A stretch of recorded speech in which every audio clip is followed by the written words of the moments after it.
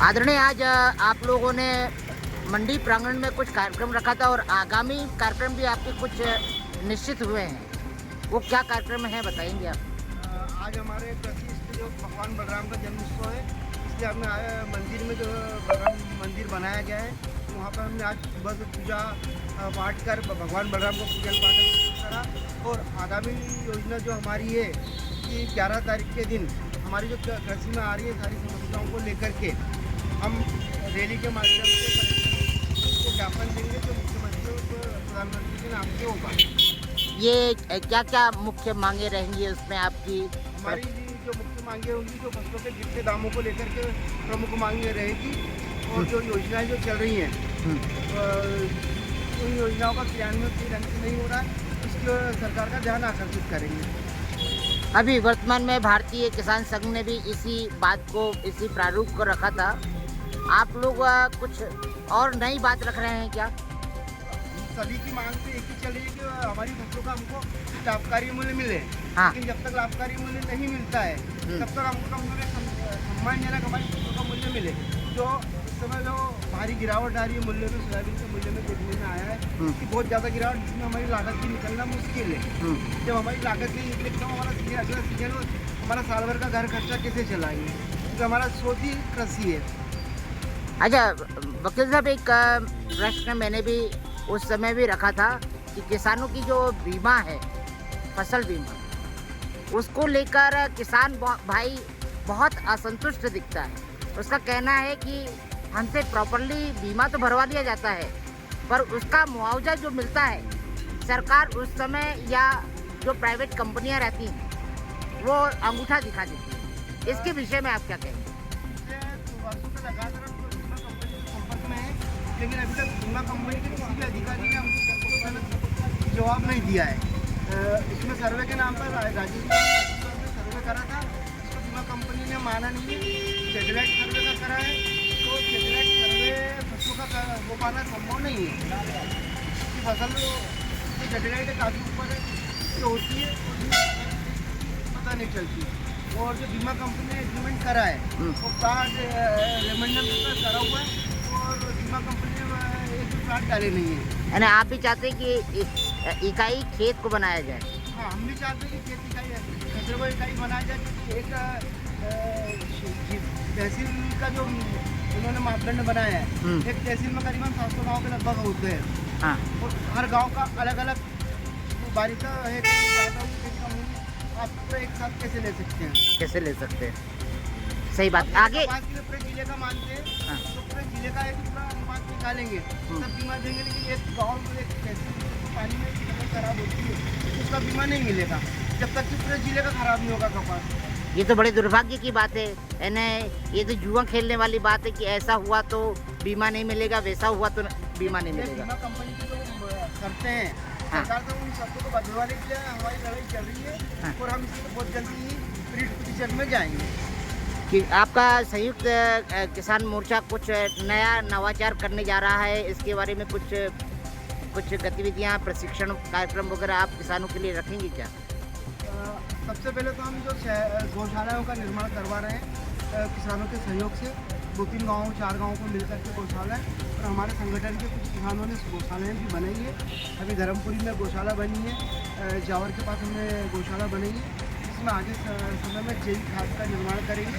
और हर किसान को कह रहे हैं कि यंत्रों की खेती न करते हुए अपनी परंपरागत खेती पर आए और बैलों का उपयोग करें, गौवंशों का करें, जिससे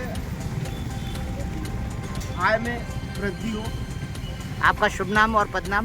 मैं शशि कुमार मिश्रा, संयुक्त संगठन सहमंत्री। गुरुदेव, आपका शुभ नाम? आशीष बरोले। आशीष बरोले जी, आप इस संगठन में कब से सक्रिय हैं? अभी तो हमारे संगठन को इस समय हुआ 2-3 साल। नहीं, अच्छा कार्य कर रहा है इसमें तो। आपका शुभ नाम आदरणीय? मैं रविंद्र पाटीदार, संयुक्त कृषक संगठन तहसील अध्यक्ष जिला खंडवा। वर्तमान में कई आंदोलन आप लोगों ने खड़े किए, पर उसके जवाब संतोषजनक अभी तक शासन से प्राप्त नहीं है। ऐसे में आप क्या कहेंगे कि किसान के लिए लापरवाह है सरकार, या किसान ही लापरवाह है शासन के लिए? मुझे ऐसा लगता है कि सरकार किसानों को भूल गई और अपनी सोच रही है। क्या मालूम किसानों को क्या समझ रखा है। देश को पालने वाला एक किसान ऐसा है जो रात दिन अपने खेतों में काम करता है और वही सुख से नहीं रहे, तो इसलिए खेती करना भी दुर्लभ हो रहा है। अब आने वाली पीढ़ी, मैं तो ये देखता हूँ कि आने वाली पीढ़ी बहुत कम किसान रह जाएंगे, उच्च धंधे में फंस जाएंगे और खेती बंजर हो जाएगी। इसके लिए कुछ आप लोगों ने अपने संगठन के माध्यम से संरचना रखी हो? हम तो यही चाहते हैं कि हमें हमारी लागत का मूल्य मिले, ताकि जो आने वाली पीढ़ी है उनको भी अच्छा, जो आज हम साधन लगाए हमारे खेतों में, तो उन्हें लाभ मिले और खेती करने में उनको भी एक सही जगह मिले। धन्यवाद आपका। की तुलना में पीछे चले गए। 14 वर्ष में अगर देखा जाए तो गैर कृषि उत्पादों की कीमतें हजारों गुना बढ़ी और कृषि की उपज के दाम सैकड़ों गुना बढ़े हैं। तो इस अंतर को अगर इसी तरह रखा गया तो ये देश ना आत्मनिर्भर बनेगा, न यहाँ कृषि बचेगी, न किसान बचेगा। और आने वाले भविष्य में ये देश बेरोजगारों की फौज खड़ी करके मतलब गृह युद्ध की स्थिति में चला जाए। हम ये चाहते हैं कि सरकार सबसे पहले कृषि का विकास करे और किसानों का विकास करे, ताकि देश की बेरोजगारी भी खत्म हो, देश आत्मनिर्भर बने। और सरकार जो 7% विकास दर मांग रही है, हम उनको 9% विकास दर देते हैं। पहले क्या भाव मिलता था और अब क्या दे रहे हैं? आज के 14 साल पहले सोयाबीन का भाव 4000 रुपये कुंटल था। अगर आज तुलना करें 200 रुपये कुंटल की जो वृद्धि होती तो आज 6800 रुपये कुंटल सोयाबीन होना था। हम तो किसानों की मांग है कि केवल 6000 रुपये कुंटल मिले, फिर भी 800 रुपये कुंटल की सरकार को और व्यापारियों को सब्सिडी देने के मूड में है।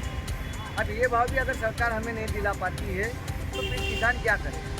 किसान को लागत में क्या लगता है, तो लागत में भाव में क्या लगता है? किसान को आज की कंडीशन में अगर हम देखें तो 1 एकड़ में 20,000 से 25,000 रुपये एकड़ की 25,000 रुपये लागत आती है 1 एकड़ की। और आज के भाव में अगर उत्पादन आया 4 कुंटल और 4,000 के भाव में भी सोयाबीन बिकी तो 16,000 की है, तो सीधा घाटा आ रहा है। 11 तारीख को कैसा क्या आपका रहेगा? 11 तारीख को हम सरकार को जगाने आ रहे हैं। हम एक पुरानी सब्जी मंडी में इकट्ठा होंगे, 1 घंटे की सभा रहेगी, वहाँ से रैली के माध्यम से कलेक्टेड पहुँचेंगे। राष्ट्रपति के नाम, प्रधानमंत्री के नाम, कृषि मंत्री के नाम और मुख्यमंत्री के नाम ज्ञापन रहेगा। ज्ञापन के माध्यम से हम सरकार को चेताना चाहेंगे कि किसानों की जो जायज़ मांगे हैं वो मानी जाए। इस विषय में जो भी कदम उठाए जाए वो सरकार उठाए, क्योंकि सरकार ने क्या करा है कि कोरोना काल में जब किसानों ने 4% विकास दर दी थी, जब सारे व्यवसाय ठप पड़े थे, जब देश को केवल किसानों ने चलाया था, फिर भी सरकार ने उद्योगपतियों को बूस्टर डोज दिया। तो आज आर्थिक रूप से किसान मर रहा है, तो सरकार उसके लिए खजाना क्यों नहीं? ये बताइए कि आप लोग आगे मांगेंगे उनको, आगे की रणनीति क्या रहेगी? अगर सरकार नहीं मानती है तो हम अपने संगठन को गैर राजनीतिक रूप से तो चला रहे हैं। अन्य जो गैर राजनीतिक किसान संगठन है उन सबसे संपर्क करके एक साथ मिलकर एक बड़े आंदोलन की तैयारी करें। उनको संगठन आपका क्या नाम है? मैं नरेंद्र पटेल, जिला अध्यक्ष खंडवा, संयुक्त कृषक संगठन जिला खंडवा।